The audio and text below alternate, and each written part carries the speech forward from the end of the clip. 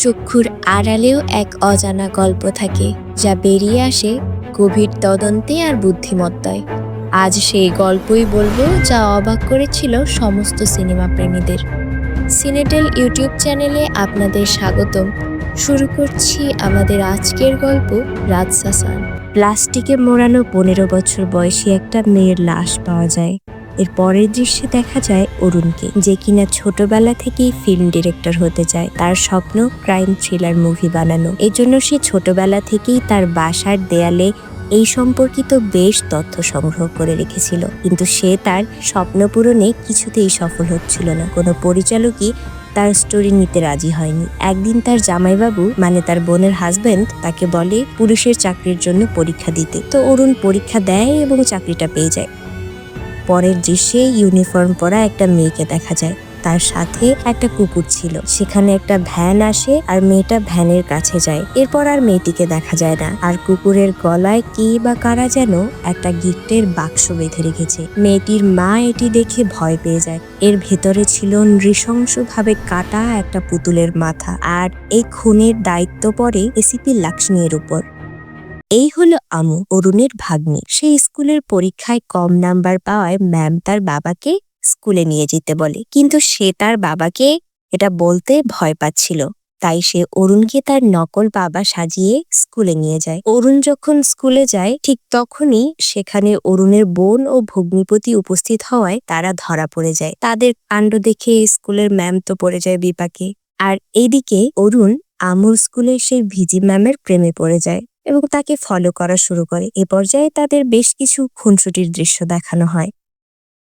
অরুণ বাড়ি ফিরে ওই খুনের তদন্ত শুরু করে এবং কিছু লজিক খুঁজে পায়। সেটা এসিপি লাক্ষ্মীকে বোঝানোর চেষ্টা করে। অরুণ বলে, ম্যাম, আমার ধারণা খুনি একজন সাইকো। সে খুন হওয়া মেয়ে দুটির ছবি দেখায় আর সাথে পাওয়া পুতুল দুটিকে দেখিয়ে বলে যে পুতুল দুটিতেই একইভাবে কান, নাক আর মুখ কাটা, ঠিক যেমনটা লাশের বডিতে রয়েছে।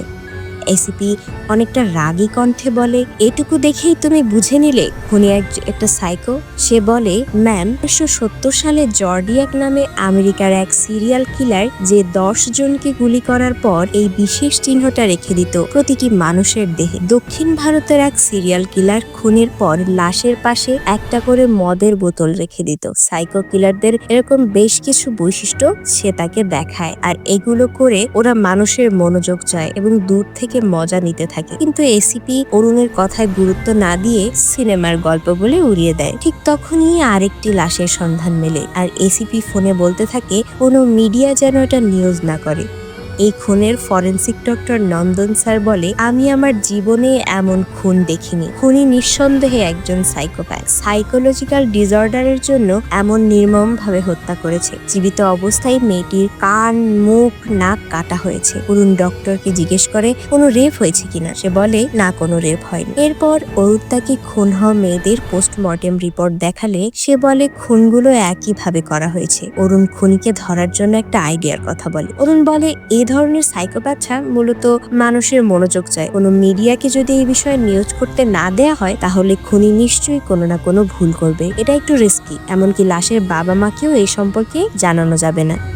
দৃশ্য পরিবর্তন। আমুর বাবা তাকে এক শিক্ষকের কাছে নিয়ে আসে, যে কিনা ভীষণ কঠোর ও রাগী। অন্যদিকে অরুণ বিভিন্ন শপিং মলে ওই পুতুল সম্পর্কে খোঁজ নিতে থাকে এবং জানতে পারে বেশ পুরনো মডেলের পুতুল এটি। ওইদিকে স্কুলের অ্যানুয়াল প্রোগ্রাম শুরু হয়, আর ওই শিক্ষক একটি মেয়েকে আটকে রেখে ব্ল্যাকমেল করতে থাকে। ওই দিনই মীরা নামের আরেকটি মেয়ে নিখোঁজ হয়। শেষবার ভিজি ম্যাম তাকে স্কুল ছুটির পর একটি অটোতে উঠতে দেখে। অরুণ আর ভিজি ম্যাম ওই অটোর ব্যাপারে খোঁজ খবর নিতে থাকে। 2 দিন পর মীরার লাশ পাওয়া যায়। অরুণ সেখানে যায় আর ভিজি ম্যাম অরুণকে ফোন করে বলে অটোর পেছনে লাল রঙের স্টার আঁকা ছিল। অরুণ খেয়াল করে তারা যে অটোতে এসেছে সেটির পেছনেই ওরকম স্টার আঁকা। অটো চালককে ধরে জিজ্ঞাসাবাদ করা হলে সে জানায় মীরাকে সে এক স্যারের বাসায় নামিয়ে দিয়ে এসেছিল। সে এর বেশি কিছু জানে না। সেখানে গিয়ে দেখা যায় আমু যেই স্যারের কাছে পড়ে, এটা সেই স্যারেরই বাসা। তারা সেখানে মীরার স্কুল ব্যাগ আর ওই গিফটের বাক্স খুঁজে পায়। এদিকে স্কুলে আমু কম নাম্বার পাওয়ায় তাকেও ওই শিক্ষক ব্ল্যাকমেইল করতে থাকে। অরুণ সেখানে যাওয়ার আগে স্কুল ছুটি হয়ে যায়। সেখানে একটি মেয়ে যাকে কিনা স্যার ব্ল্যাকমেইল করছিল সে অরুণকে সব কথা বলে দেয়। অরুণ দ্রুত ক্লাসরুমে যায় এবং স্যারকে হাতে নাতে ধরে তাকে খুনের ব্যাপারে জিজ্ঞাসাবাদ করলে সে বলে যে সে মীরাকে তার বাসায় নিয়ে গিয়েছিল। দুধের সাথে ঔষধ মেশাতে গেলে মীরা সেটি দেখে ফেলে এবং পালিয়ে যায়। তারপর মীরা কোথায় গেছে সে তা জানে না। খুনের ব্যাপারেও সে কিছুই জানে না। ওখানেই গিফটের বাক্সটি সে পেয়েছিল।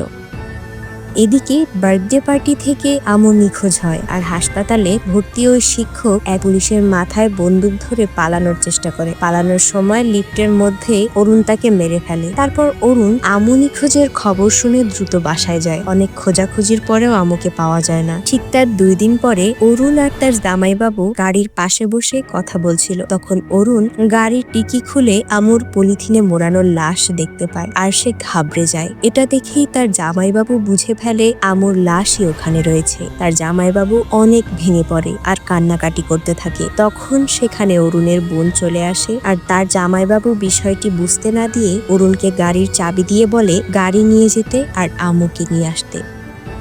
ওইদিকে স্কুল শিক্ষক হত্যার জন্য এসিপি লক্ষ্মীকে জবাবদিহি করা হয় আর অরুণকে 3 মাসের জন্য সাসপেন্ড করা হয়।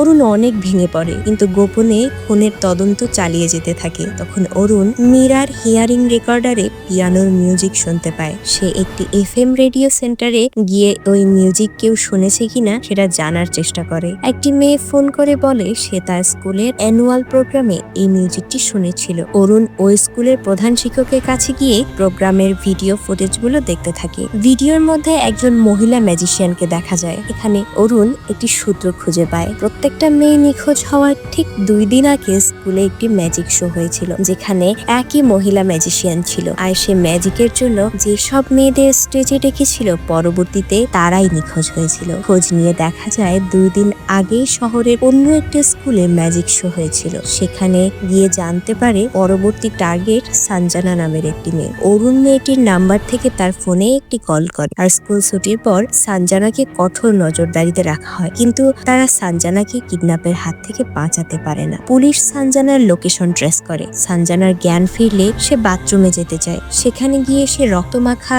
ছুরি কাঁচি দেখে ভয় পেয়ে অরুণকে ফোন করে। অরুণ তখন অনেক কষ্টে সেখানে পৌঁছলে কিডন্যাপার সঞ্জনাকে রেখে পালিয়ে যায়। এখানে অরুণ ওই ম্যাজিশিয়ানের বেশ কিছু ছবি ও তথ্য খুঁজে পায়। ওই মহিলা ম্যাজিশিয়ান সম্পর্কে জানতে সে ইন্সপেক্টর রাজমানি স্যারের কাছে যায় যিনি তামিলনাড়ুর তখনকার ইন্সপেক্টর ছিলেন।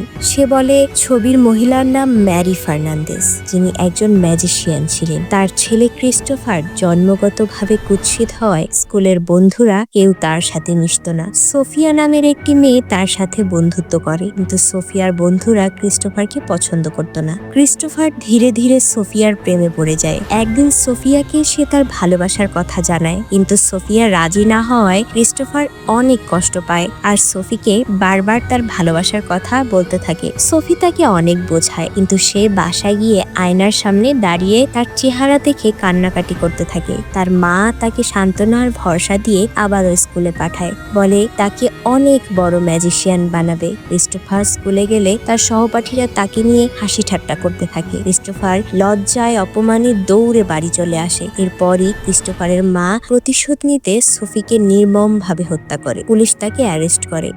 এরপর দৃশ্য পরিবর্তন হয়। দেখা যায় ক্রিস্টোফার ইন্সপেক্টর রাজমানিকে মেরে ফেলে। অরুণ সেখানে গেলে তাকে অ্যারেস্ট করা হয়। অরুণ সেখানে থাকা পুলিশ সদস্যের কাছে রাজমানি স্যারের টেবিলে থাকা ফটোগুলো দেখতে চায়। সে অরুণকে ফটোগুলো দেখায়। অরুণ পুরনো ছবিতে দেখতে পায় ম্যারি ফার্নান্দেজের হাতে 5টি আঙুল কিন্তু এই মহিলা ম্যাজিশিয়ানের হাতে 6টি আঙুল, যা হুবহু ক্রিস্টোফারের সাথে মিলে যায়। সে বুঝতে পারে ক্রিস্টোফারই মূলত ম্যারি ফার্নান্দেজ সেজে খুনগুলো করছে আর সেটি এসিপি লক্ষ্মীকে বোঝানোর চেষ্টা করে। ওদিকে ক্রিস্টোফার কায়েলকে কিডন্যাপ করে নিয়ে যায়। অরুণকে ভিজি ম্যাম কল করে জানালে সে এসিপি লক্ষ্মী ম্যামকে অনুরোধ করে যেন তাকে যেতে দেওয়া হয় কিন্তু যেতে না দেয়ায় দায়িত্বে থাকা এই পুলিশ কর্মকর্তা এসিপি লক্ষ্মীকে আটকে রেখে অরুণকে যেতে বলে। অরুণ ফোন করে ভিকার্ডকে ক্রিস্টোফারের কথা বলে যে আসল খুনি ক্রিস্টোফার। আর এই সময় ক্রিস্টোফার ভিকার্টের সামনেই। সে ক্রিস্টোফারকে গাড়ি থেকে বের হয়ে আসতে বলে। ক্রিস্টোফার ভিকার্টকে মেরে কায়েলকে নিয়ে চলে যায়। এরপর অরুণ ক্রিস্টোফারকে খুঁজে পায় আর তাকে মেরে কায়েলকে উদ্ধার করে। এভাবেই অরুণ তার বুদ্ধি দিয়ে এক সাইকো কিলারকে মেরে মেয়েদেরকে খুনের হাত থেকে বাঁচায়। কেমন লাগলো আজকের এই গল্প কমেন্টে জানিয়ে দিতে পারেন।